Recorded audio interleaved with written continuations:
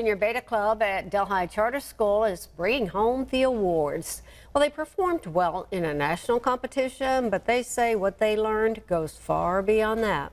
Sophia Ridley reports.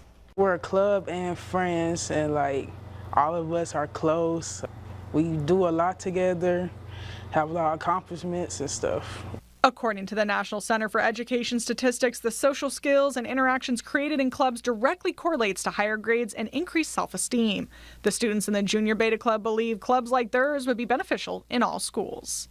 This is important for our education because it can build craftsmanship, creativity, make you get smarter. It can help you get jobs later in your future when you graduate and stuff.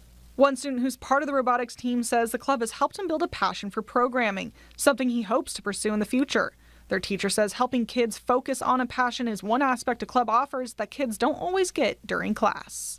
This is just a small sampling of our student population, but when you really look into all of the talents that our kids have here that maybe we haven't tapped into before at the junior high level, we're starting to bring those out and the community's getting to see them.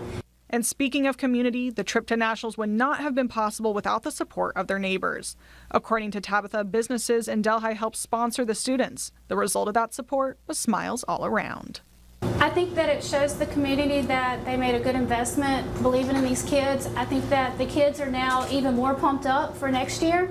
They were already coming out of the convention center before they knew they had won or not, at that point, making plans for next year. At the state level, Delhi Charter School placed second in robotics showcase and living literature, fifth in poetry and second dimensional design, third in three-dimensional design, fourth in digital portfolio, and second in digitally enhanced photography.